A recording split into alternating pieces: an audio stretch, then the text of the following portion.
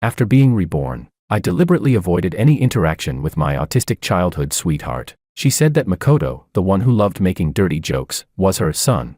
So I gave up my seat beside her and let him sit there instead. She said the way I tried to control her was as annoying as her mother.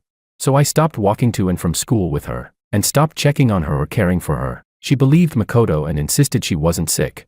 So I threw away the medicine I used to carry for her at all times. Sensing my change, she still firmly believed that I would apply to the same university as her, just because my family was on the verge of bankruptcy and relied on her family's financial support. But in this second life, who says there's only one way to live? And how could I possibly spend my whole life tied to someone who's ill? I just don't know this time, when Willow has an episode. Whether Makoto, the so-called little son, can still keep her warm like before. Chapter 1. Hey, do you really have autism? Makoto tilted his head, grinning as he poked Willow's arm with his finger. Then he added, "But weren't you pretty talkative in bed yesterday? How come you weren't autistic then?" Willow's ears instantly turned red. Her usually expressionless face showed a flicker of vivid surprise as she stammered, I didn't." The class fell silent for a moment. Then, after a beat, an uproar of chatter broke out. "Oh my God, I just heard Willow speak. That's the second time she's talked today, right? That's hilarious. Looks like unconventional methods work fast, unlike some people." The speaker shot me a meaningful glance before trailing off at the perfect moment. I lowered my eyes expressionlessly and flipped through my book, as if I hadn't noticed they were talking about me. It was indeed the second time Willow had spoken on her own today. The first time was when the teacher was about to rearrange seats and planned to have me sit next to Willow. For once, she expressed her opinion clearly. "I don't want to." Her words came out smooth and natural, so much so that even the teacher froze on the podium. After calling Willow's mother, the teacher nodded in relief. "Then we won't change it. Makoto, tone it down. Don't bully Willow." Amid the murmurs, I stood up. Before I could do anything, Willow spoke first. Her voice was filled with irritation. "I told you, I'm not taking medicine anymore. If you feed me one pill, I'll throw one away." For a moment, I felt dazed. Scenes from my previous life overlapped with the present. Her tone, her gaze, they were exactly the same as before. The whispers around me slipped into my ears. God, doesn't George feel embarrassed? Willow must be so sick of him. Who would want someone chasing after them to force-feed medicine right after school? And don't you think Willow talks quite a lot in front of Makoto? She actually seems pretty normal. Moody girl and cheerful sunshine boy, I'm shipping this couple already. Meanwhile, the cheerful sunshine Makoto they were talking about was gently pinching Willow's pale cheek, smiling as he asked, "Really? Am I that special to you? Why are you blushing again? So cute." Willow's eyelashes trembled slightly as she hurriedly averted her gaze. The moment her eyes met mine, however, they turned cold again, completely devoid of the vivid emotion she'd just shown. Something stirred in my heart. Could it be she was reborn too? Is that why she refused to change seats? Heh, even better. Chapter 2. After school, Willow slung her backpack over her shoulder and walked out of the classroom ahead of me. The driver waiting at the school gate, Tony, froze for a moment. "You're not waiting for young Master Wong?" Willow pressed her lips together and didn't answer. Tony was already used to it. He shot me a slightly reproachful look and said in a low voice, "Young Master Wong, why aren't you keeping up? What if something happens to Miss? How am I supposed to explain it to Madam?" You see, he addressed me as young master with respect, but in reality, he had never taken me seriously. Then again, it was my own fault. My family had declined, and we now depended on the Liu family's support just to survive. "Tony, let's go." Willow Liu, who rarely spoke these days, suddenly opened her mouth. Tony was so surprised that he forgot whatever he had been about to say to scold me. "Miss, you spoke to me?" Tony grinned foolishly, as if overwhelmed by the sudden surprise, even forgetting to stop strangers from getting close. "Wow, Willow, is this your family's car? How much does a car like this cost?" Tony frowned, about to pull Makoto aside, when he saw Willow take the initiative to open the car door. Fidgeting with the hem of her clothes, Willow spoke uneasily. "If you like it, I'll give it to you." Makoto's eyes widened as he burst out laughing. "Ha ha ha ha ha, do you even know what you're saying? You're seriously going to give it to me?"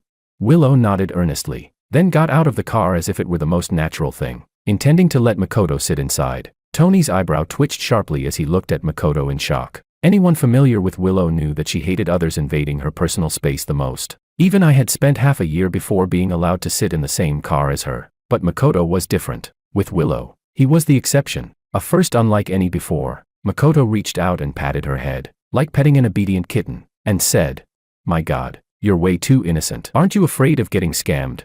"All right, I won't tease you anymore. See you tomorrow, my good little deskmate." He walked away humming, radiating carefree energy from head to toe. Willow seemed infected by his mood, her eyes and brows carrying a faint smile. Only when even his silhouette disappeared from sight did she finally turn around. And right in front of me, she slammed the car door shut with a loud bang. Tony had already forgotten my existence. Gone was his usual calm professionalism. He looked like he couldn't wait to rush back and report everything he had just seen to Willow's mother. The car drove off into the distance, leaving nothing but exhaust fumes behind. I lowered my head and glanced at my phone. The ride-hailing driver would arrive in 5 minutes. Good thing I hadn't been counting on them. Chapter 3. That night, the Liu household was filled with laughter, while next door, my home felt lifeless and suffocating. The moment I stepped inside, my father's furious voice came crashing down on me. "What's wrong with you? Why didn't you come back with her? Can't you even handle something as simple as taking care of someone? I raised you for nothing." My mother cautiously brought him a cup of tea. "Stop scolding the child. Calm down." But my father knocked the cup out of her hands. It hit the ground and shattered into sharp fragments. Still fuming, he slammed the door and stormed out. The villa, already stripped of most of its furniture, felt even emptier with one less person inside. My mother sighed and spoke gently. "George, did you have a disagreement with Willow? You know Willow, she's simple-minded. Be more tolerant and patient with her. Our family still has to rely on the Liu family in the future." Back when my father hadn't squandered all of our family's assets, we stood on equal footing with the Liu family. At the very least, we didn't have to bend over backward just because of a single word from Willow's mother. I paused in the middle of picking up the broken shards and said, "Mom, I'm in my final year of high school. I'll be going to university soon. I can rely on myself to earn a living. Why do we have to pin all our hopes on the Liu family, and on someone who gambles? Your father will change. The Liu family lent him money. He'll turn things around soon." My mother's voice grew quieter and quieter, lacking any real conviction. "But Mom, do you know? Even if I did as you wished and tried to please Willow, my father would never quit gambling. Not until he had mortgaged this villa, the last thing propping up his pride, and still lost everything. Only then would he jump from the top floor and end his life. In the end, we would still have no choice but to live at the mercy of others." Clinging to the Liu family, my hand tightened unconsciously until a shard of porcelain cut into my palm. The sharp pain snapped me out of my memories. My mother cried out in alarm and carefully disinfected my wound. At that moment, I received a message from Willow on WeChat. "You're disgusting. So annoying. Stop bothering me from now on." People with autism often seem unaware of social nuances. They don't consider others' feelings and tend to speak bluntly. In my previous life, I spent over a decade by Willow's side. It took immense effort to teach her how to express dislike in a gentler, kinder way. Instead of resorting to hitting, smashing things, or hurling insults, she learned slowly. But she did make some progress. When faced with the cup of warm milk her mother brought her to help her sleep, she no longer knocked it over in frustration like before. Instead, she calmly said, "I don't want it." Her mother was so moved that she burst into tears. I stood nearby, smiling faintly. Even though beneath my long sleeves were scars, burn marks from the hot water she had once splashed on me, scars that would never fade. I lowered my eyes and typed a reply. "All right." Chapter 4. The next morning, my father grabbed my clothes and dragged me to the gate of the Liu residence. With a fawning smile plastered on his face, he asked, "Where's Willow? She hasn't left yet, right?" The Liu family's butler glanced at him indifferently and said, "Miss has already left. Madam instructed that from now on, young Master Wang can go to school on his own." The butler gave an apologetic smile and added, "You're aware of our young lady's condition. Her emotions can't handle too much stimulation." My father's expression froze for a long moment before he shot me a vicious glare. I ignored him, dodged the slap he swung at me, and walked toward school as if nothing had happened. The moment I entered the classroom, I saw Willow and Makoto leaning close together, eating breakfast. "Willow, I've got no appetite. I only want to eat you." "Oh right, why aren't you eating the buns?" "Oh, I remember now. You already have your own." Willow, who had been eating neatly in small bites, instantly turned bright red. She stammered, "Don, don't talk nonsense." One of Makoto's friends burst out laughing. "My bro, you've got guts. Forget autism. Even a mute would be forced to talk if they hung around you." Makoto raised his eyebrows smugly and grabbed me as I happened to pass by. "George, come help Willow explain. She doesn't actually have autism, right? She's just introverted. There's no way she only talks more in front of me." I pulled my hand back before I could even speak. Willow cut in first. "You're different. He's like my mom, nagging and annoying. Not as good as you." The classmates all wore different expressions, each filled with amusement and mockery, as if enjoying a show. Suddenly, I felt exhausted for the person I used to be. Before I was tasked with taking care of Willow, I had been the kind of rich young master others envied. But after taking on that responsibility, I lowered myself to accommodate her, yielding to her in everything. Even a dog shows gratitude after being cared for a few days. In my previous life, if not for that car accident on the way to the Civil Affairs Bureau, I would have been tied to her for life. And yet, she was still like this. Clearly, she had already learned how to communicate normally. She could even smile at strangers. But in front of me, her words were always sharp and hurtful, never considering how I felt. Was it really because she had been warmed by Makoto, that so-called little son, that she became somewhat normal? No. That was the result of over a decade of my effort in my previous life. Yet everyone naturally credited Makoto for it. I looked straight into Willow's eyes and said with a smile, "But I don't have a daughter as old as you." Chapter 5. In my previous life, Willow's mother had already planned out my entire future. Willow would go to a music academy, and I would have to study the obscure field of music therapy, using the music Willow loved to heal her. In her mother's eyes, this was the most perfect arrangement imaginable. It didn't matter that I wasn't good at music. It didn't matter that the major had poor job prospects. As long as it was useful to Willow, that was enough. And as a reward, the Liu family would provide my father with financial support and business opportunities. Back then, at school, Willow would often be triggered by certain sounds or even someone's unintentional movements. Then she would have an emotional breakdown, becoming restless and agitated. She would flip over desks, claw at her own fingers uncontrollably until they were covered in blood. All I could do was put down my notes and softly comfort her under the complicated gazes of everyone around us. Right, back then, where was her little son? He was in the crowd of onlookers, whispering with others as he watched. Willow might have been deceiving herself, but I hadn't forgotten. On the day of her 18th birthday banquet, the Liu family held a grand celebration. It wasn't just to celebrate her coming of age. It was also to let everyone witness the miracle of Willow Liu's recovery. At the banquet, the Liu family treated Makoto as an honored guest. He wore a tailored suit, a gleaming watch on his wrist. Under the bright lights, he wrapped an arm around Willow's waist, smiling brightly as he greeted everyone. They looked like a perfect couple. I had no appetite, so near the end of the banquet, I went out into the yard for some air. Unexpectedly, I ran into Makoto, who was chatting and laughing with Willow. He was holding a bouquet of sunflowers, sounding slightly aggrieved as he said, "Why did you give me this? Everyone else gave roses." Willow answered seriously, "You're warm, like a sunflower. Seeing you makes me happy. What about George? Didn't he grow up with you? What is he like?"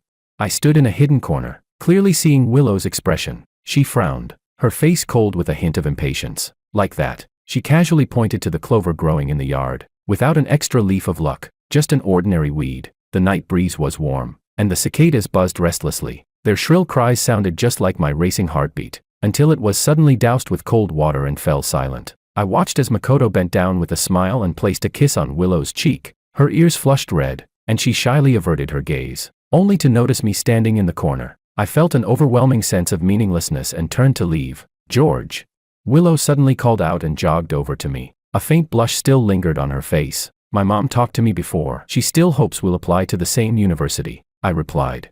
"Your mom worries too much compared to me. Makoto is obviously more suitable for you." Willow frowned. "But I told my mom, I only want you." I looked up at her in surprise. She turned her head away before continuing. "When I'm sick, I look awful. So that was it. That was why she only wanted me." She reserved her best side for Makoto. While letting her out of control, irritable self hurt me. I had to follow behind her like a nanny, urging her to take her medication on time even if she hated me. Taking care of her emotions, putting her above everything else, that was something the proud little son could never do. From afar, Makoto called out to her, his voice light and cheerful, "Hurry up, Willow, I'll take you to do something you like." But she remained motionless. I knew she was waiting to hear my promise. It wasn't that she didn't know how good I was to her. She just believed it was only natural. I steadied my emotions, then gave her a bright smile. "Of course, I'll always stay by your side." Hearing my answer, she happily ran toward Makoto. The smile in my eyes disappeared. "Willow, after the college entrance exams, you can walk your bright, sunlit path with your sunflower, and I will leave you completely, becoming nothing more than a resilient clover. I just wonder, when you have another episode, will your little son still be able to warm you like before? I'll be watching." Chapter 6. Whenever I took a break from grinding through practice questions, all kinds of rumors about Willow and Makoto would slip into my ears from every direction. People said Makoto had taken Willow to climb over the school wall and skip classes again, or that he had secretly taken her to a music festival in a neighboring province, without telling anyone. My mom said that day, Willow's mother had shown up at the high-speed rail station with a group of people. her face grim as she waited at the exit, only to break into tears when she saw Willow. She saw a radiant, lively Willow. Everyone said Makoto was Willow's salvation, that their story was like a coming-of-age romance novel brought to life. Even my mom looked at me with regret and said, "How come you and Willow just weren't meant to be?"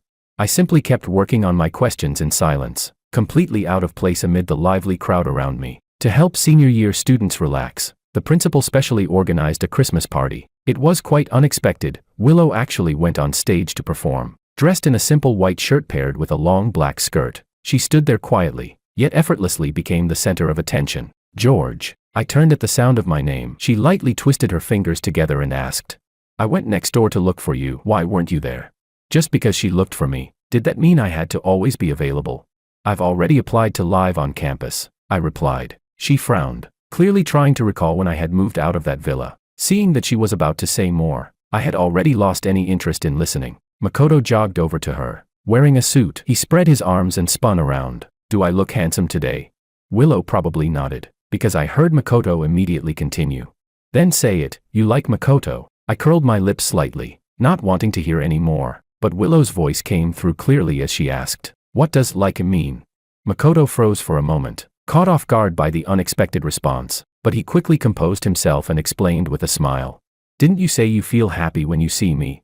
That's what like means." Willow nodded thoughtfully, but didn't say anything further. When it was her turn to go on stage, the applause from the audience was thunderous. In everyone's eyes, she was no longer the girl with severe autism, but a calm, composed, and exceptionally talented musician. A cheerful melody flowed from her slender fingers, making it hard to imagine that someone who seemed so withdrawn could have such a rich inner world. I clapped along with everyone else, but I knew the truth. This was the piece she had written for Makoto in my previous life, and now, she was finally playing it openly for her little son. The performance ended. Makoto, dressed in formal attire, walked onto the stage with a smile and presented her with flowers. No one hesitated to praise them as a match made in heaven. Some classmates whistled excitedly, and the cheering nearly lifted the roof off the auditorium. I quietly stood up and left my seat, stepping into the hallway to take a deep breath. Chapter 7. I received a reply from my mom on WeChat. "I've already prepared to divorce your father. George, I will never drag you down." Willow still planned to apply to C University's music academy.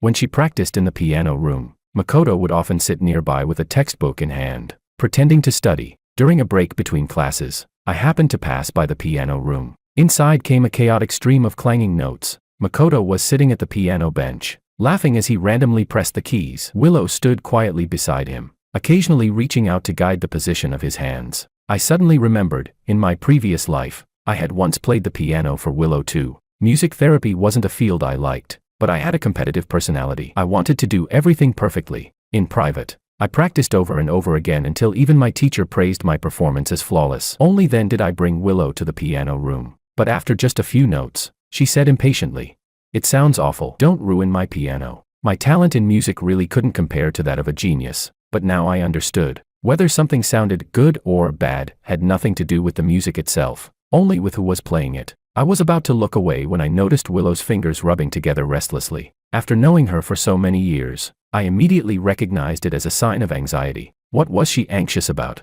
"I should take my medicine." She suddenly turned around, rummaging through her bag for her pillbox, but in the next second, Makoto effortlessly snatched it away. "Willow," holding her face in his hands, he said seriously, "I'm different from others. I won't force you to do things you don't like. Besides, you're not sick at all. You don't need medicine." He took her hand, and together, they threw the pills into the trash. "Come on, let's say goodbye to the past."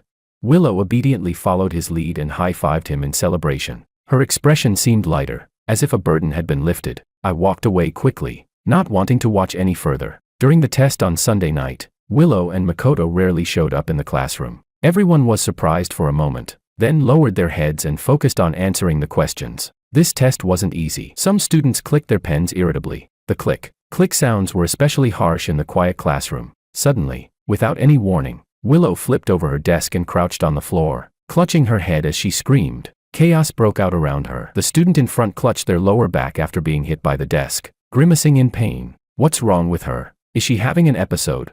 Oh my God, that's terrifying. Is she going to hurt someone?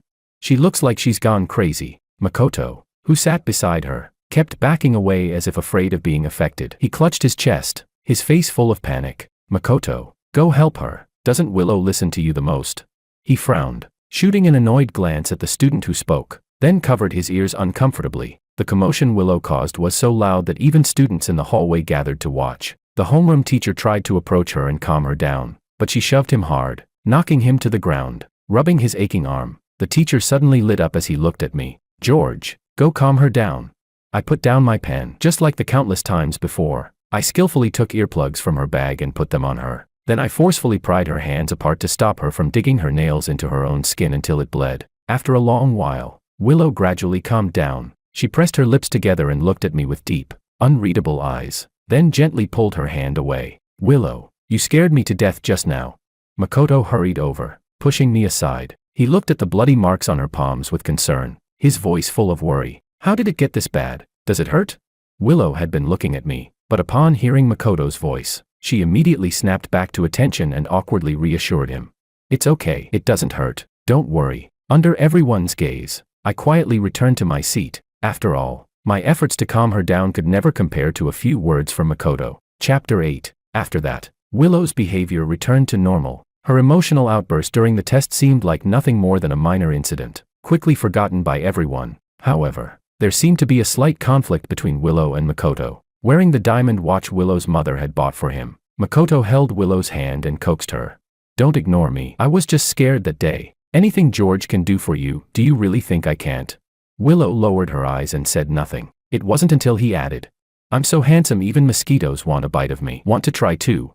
That she pulled her hand back as if shocked, though a faint smile appeared on her face. During the arts entrance exams, the Liu family made a grand show of accompanying Willow. Outside the exam venue, a photo of Makoto hugging Willow to cheer her on was captured by reporters, drawing envy from countless netizens. Such a good-looking couple. They looked like the leads in a youth romance drama. In the photo, Makoto was smiling brightly, while Willow looked up at him, her eyes full of tenderness. I locked my phone screen and continued working on my questions. On the day the exam results were released, Willow's mother specially invited our family over. She openly praised Makoto, who sat beside her. Makoto is truly a blessing to the Liu family. With him around, Willow's illness has improved, and she even got first place nationwide. Oh right, George, what university are you planning to apply to this year? My father shot me a disappointed glare before smiling and answering for me. Of course, just like we discussed before, he'll go wherever Willow goes. Willow's fingers curled slightly as she suddenly stared at me and asked, what major do you want to apply for? I paused, then answered honestly. Psychology. It was the field I was most interested in, and I had no intention of changing my decision for anyone. Hearing my answer, Willow Liu first widened her eyes in surprise, then her lips curved into a smile. She seemed to be in an even better mood. After dinner, my father pulled Mr. Liu aside to discuss business. My mother quietly told me that she had already prepared the divorce papers. As we passed through the Liu family's courtyard, I faintly heard that lively voice. Congratulations, Willow. Want a reward? Just like that day, Willow must have nodded, because Makoto's tone shifted as he began complaining about me. George is really thick-skinned. Why does he insist on inserting himself between us? And he even says he wants to apply to the same university as you. He can't leave me. Willow said it with certainty. His family has no money. Only by taking care of me can he live well. Her blunt words laid bare the humiliating truth of my previous life. My mother stopped walking. A strand of hair fell across her face, hiding her expression. I tightened my grip on her arm and resolutely walked away from the Liu residence. Who said I had to go to C University? The place I truly wanted to go was B University, thousands of miles away. Chapter 9. The countdown to the college entrance exams on the blackboard ticked down day by day, and the atmosphere grew increasingly tense. But that sense of pressure at school had no effect whatsoever on Makoto and Willow. Using the excuse that a stressful environment would affect Willow's mood, Makoto even had her mother step in to negotiate with the school, securing them special permission not to attend classes, while we buried ourselves in endless practice papers piling up like mountains in the classroom. He took Willow bungee jumping, hiking, diving, recklessly spending the time that should have been used to prepare for the exams. Hey, look, Makoto posted on social media again. Is he really not afraid of failing the exams? Among the 9 photos he posted, one showed him and Willow holding hands, smiling at the camera with peace signs. The caption read, only when I jumped from the platform did I realize, no exam compares to life and death, and nothing matters more than the person beside you. Why are you worrying about him? The class monitor stretched lazily, his tone full of disdain, mixed with a hint of jealousy. He's backed by the Liu family. Even if he doesn't work hard, he'll still live well. Faced with such reality, everyone couldn't help but sigh. It wasn't until the day of the college entrance exam that I saw Willow again. To everyone's surprise, she looked terrible. Her face was pale, and she had lost a significant amount of weight. Her fingers twitched unconsciously, but no one present noticed anything unusual about her. Makoto smiled as he assured Willow's mother. "Auntie, don't worry at all. Willow and I are in the same exam room. I'll definitely take good care of her." "Right, Willow." Being called on, Willow clutched her pencil case tightly and gave a vague response. Coincidentally, the three of us were assigned to the same exam room. Makoto sat behind Willow, while I was seated far away in a corner. The bell rang. This was a crucial moment that would determine everyone's future. Every student in the room focused, picking up their pens and answering seriously. Everyone, except Makoto. He kept flipping through his test paper, the pages making a loud rustling sound. Perhaps he encountered questions he couldn't solve. He sighed and began spinning his pen. The invigilator lightly tapped his desk as a warning. Makoto scoffed, sat up straight, only to accidentally knock his pen onto the floor. The pen hit the ground with a soft clack. No one expected that this sound would trigger Willow. She clenched her teeth tightly, her face pale as paper, cold sweat forming on her forehead. First, she crumpled her test paper into a ball. Then, uncontrollably, she flipped over Makoto's desk. "You're too noisy." As if venting her anger, she stomped on his exam paper, her hands trembling violently. "Are you sick?" Makoto's eyes widened as he shouted. "If you're having an episode, then have it. But at a time like this, do you have to drag me down too?" Seeing the situation escalate, the invigilator immediately called for help, and both of them were escorted out. Even as they were taken away, I could still faintly hear Makoto's loud curses. The invigilator quickly cleaned up the mess on the floor, cleared his throat, and said, "Students, please focus on your exam. Don't let irrelevant matters affect you." The sense of absurdity in my heart grew stronger and stronger. I never expected Willow's mental state to deteriorate to the point where she couldn't even endure a single exam. Looking at the test paper in front of me, I pushed aside my scattered thoughts. Their exam was already over, but mine was still ongoing. In the following days, neither Willow nor Makoto appeared in the exam hall again. Without their interference, my thinking became much clearer as I answered the questions. When I finally capped my pen and walked out of the exam hall, I saw my mother smiling and waving at me. In her hand, she held a bright red divorce certificate. We had both successfully changed our destinies. Chapter 10. On the day we moved, my father still didn't show up. I had no idea if he was still busy with his big business. In contrast to the cold emptiness of my home, the Liu family next door was unusually lively. Makoto, his voice choked with tears, pleaded with Willow's mother. "Auntie, please let Willow and me go study abroad together. Our college entrance exam results are already invalid. There's no future for us staying here. We might as well try our luck overseas. With me taking care of her, you won't have to worry." Willow's mother let out a cold laugh, her tone icy. "Won't have to worry? Before the exams, you said you'd take Willow out to relax, but when she came back, she was in an even worse state. If it weren't for you, she would have gotten into C university without any problem." Back then, Willow's mother had treated Makoto as the Liu family's lucky star, constantly sending him clothes and luxury goods. But now, she coldly calculated everything she had spent on him, and the total actually reached hundreds of thousands. "You even encouraged Willow to stop taking her medication. That's basically attempted murder. Do you understand? Now pay me back all that money. And don't ever show up in front of me again." The Liu household fell silent for a moment. Not long after, Makoto's voice rang out, desperate and resolute, as if making a final gamble. "You can't drive me away. Willow is already pregnant." My mother shot me a shocked look, and I couldn't help frowning as well. Suddenly, I recalled the ambiguous things Makoto had said on the day of Willow's coming-of-age ceremony. So this was the so-called reward he had been talking about. The Liu family sank into a deathly silence. Then came Willow's mother's explosive shouting, followed by Makoto's arrogant threats. The commotion next door was so loud that it was impossible for us not to hear it. As I stepped out with my suitcase, I unexpectedly saw Willow. Her figure was frail, her gaze empty as she stared ahead. "Go. George?" Her eyes fell on my suitcase. After a long pause, she slowly asked, "You're leaving? Where are you going?" Almost pleading, she said, "Can you play that piece for me one more time?" That piece, the one that had been interrupted after only a few notes back then. Now, she finally had the patience to listen to it all the way through. I shook my head and spoke honestly. "Willow, I don't like playing the piano at all, and now, there's no need for me to play anymore." Perhaps hearing our conversation, Makoto hurried out and stood in front of me, blocking Willow's view. "Willow, whatever piece you want to hear, I'll play it for you." There was no longer any of his usual affected arrogance in his tone, only a hint of cautious eagerness to please. Willow suddenly lost control. She shoved Makoto to the ground, her fists clenched tightly, veins bulging on her forehead. You don't even know how to play. I'm talking to George, what are you interrupting for? If someone nearby hadn't stopped her in time, her slap would have already landed on Makoto's face. Whether in my previous life or this one, it had been many years since I had seen her lose her composure like this in front of others. Makoto clutched his head, sitting on the ground in a miserable state, his face full of panic. As if realizing something, he suddenly turned and shouted at me, "George, aren't you amazing? Hurry and make her stop acting crazy." Looking at the chaotic scene before me, I said calmly, "You were the one who cured Willow back then. This has nothing to do with me." Then, with a faint smile, I added, "Oh, and congratulations, you're about to have a child." Ignoring the noise behind me, I turned and left with my mother. The new home was nice. The rooms were clean and bright. There were no longer piles of my father's empty liquor bottles, nor the suffocating smell of smoke. Chapter 11. My mother's wardrobe was now filled with many sharp, professional women's suits. At first, she sold her jewelry and used her personal savings to make investments. Later, because she had invested in emerging industries of the future, her returns kept growing steadily. Compared to her constant sighing in my previous life, she was now full of energy, and the smile on her face appeared more and more often. The moment she received a call from the admissions office of B University, she excitedly pulled me into a tight embrace. "George, you're truly outstanding."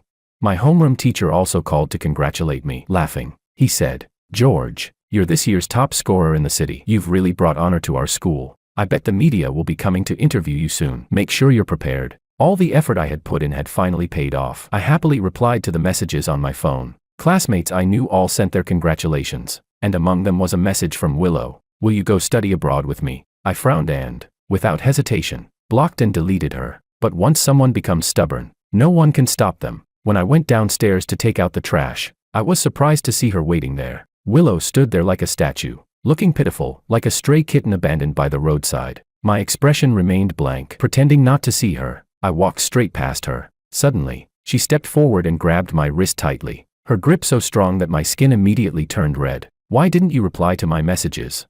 She looked at me, her eyes filled with confusion and grievance. "You're hurting me. Let go." She released my hand as I said, but still went on planning my future. "You don't have to study psychology for me. Come abroad with me. You can do whatever you want. I'll have my dad give your family some money. You can even move back into your old villa. You're not living well right now. If you stay with me, you can live in a big house and have servants to take care of you." I found it somewhat ridiculous and cut her off directly. "What makes you think I studied psychology for you?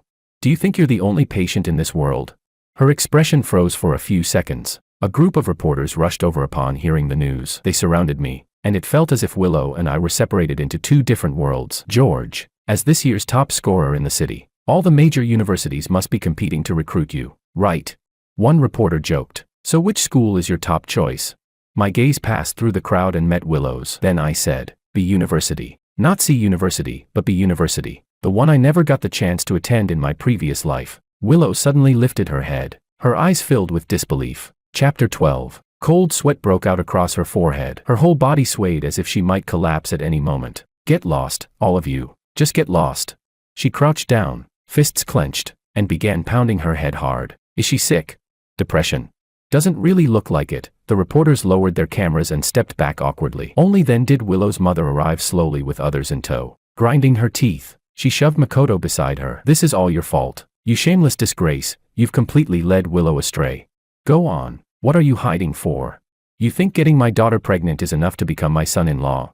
Makoto's face flushed red. He cautiously tugged at Willow's sleeve, but she forcefully shook him off. The murmurs from the crowd made Willow's mother's face shift between red and pale. In the end, she simply ordered the people she brought along to take action. No matter how Willow struggled, they forcibly dragged her away. The crowd quickly dispersed, but someone had already posted photos from the scene online. "Isn't this that most beautiful art exam candidate from before? How did she end up like this? This guy got someone's daughter pregnant at such a young age. It's pretty obvious he's trying to marry into a rich family." Someone who knew the inside story revealed more details. When people found out that both of their college entrance exam results had been voided, netizens were stunned. "So the girl has autism. Why isn't she taking medication? If making dirty jokes could cure illness, then all my years of studying were for nothing. This isn't being edgy, this is straight up harassment." Chapter 13. After the admission letter arrived, I made plans to go out for a meal with a friend. We walked down the street laughing and chatting, talking about the newly released movies. "George, isn't that Willow over there?" Why is she still haunting you like a ghost? I followed the direction my friend pointed and saw Willow standing under a streetlight. The smile at the corner of my lips faded a little, and I instinctively took a few steps back. She stared at the smile on my face and suddenly spoke. Why didn't you apply to C University? You should have applied to C University, studied music therapy. We could play the piano together, and then get married. Just like in the previous life. I finished her sentence. Willow froze for a long time before finally understanding the situation. She asked me in return, wouldn't that be good, Anne? I already know what it means to like someone. Her eyes were full of stubbornness and sincerity. Liking someone means that once they leave, your life falls apart. It means that more than wanting yourself to be happy, you want the other person to be happy. So, George, I like you. I let out a short, mocking laugh. But Willow, after living through another life, what makes you think I would still revolve my entire world around you? And haven't you noticed, without you, I'm doing better. My life now is 10,000 times better than before, better than my previous life. You always said I was lifeless and boring. Now I'll tell you why. I looked straight into her eyes and said, word by word, because I was exhausted, so exhausted that I couldn't even smile. Taking care of you was really hard. I don't want to be your caretaker anymore. If you really want me to be happy, then don't ever appear in front of me again. After saying all that, I didn't look at her expression. I simply walked quickly back to my friend and left with him. Even if she broke down again, so what? It had nothing to do with me anymore. This time, I would definitely live a far more brilliant life than before. Chapter 14. After going north for university, my mother also expanded her career to City B. Aside from attending classes, I often volunteered with my classmates at special education institutions. There weren't only children with autism here, there were also many kids with disabilities and psychological disorders. They were all groups in need of care and compassion. Willow wasn't the only unfortunate person in this world. She wasn't the only one deserving of pity. While chatting casually with classmates, I would occasionally hear gossip about the Liu family. Have you heard about that scandal in a wealthy family? It's explosive. I heard that Mr. Liu from South City neglected his own biological daughter who's ill, and instead pushed his carefully raised illegitimate son into power. Even being born into a rich family isn't easy. What illness does the daughter have? The girl sharing the gossip curled her lips and said, autism. And she got pregnant at a young age. The child she gave birth to isn't very healthy either. No matter how much money they have, that kind of illness is hard to cure. Shoo, look ahead, that seems to be someone from the Liu family. This was the top-ranked special education institution in the country, so it wasn't surprising they were here. Hearing that, I looked up and saw Willow's mother and Makoto, both heavily dressed and wearing glasses. Willow's mother had lost her former composure and elegance. Among her carefully styled hair were now quite a few strands of white, making her look much older. As for Makoto, he looked even more miserable. He was impatiently trying to soothe the child in his arms. Deep lines etched onto his forehead from frequent frowning. He was only 20, in the prime of his youth, yet there was not a trace of vitality in him. His entire being carried an air of exhaustion and decay. When a butterfly flaps its wings, it changes more than just one person's fate, but the ones left trapped in place were only them. I took a sip of water and walked outside. The sunlight was just right, and my future was bright.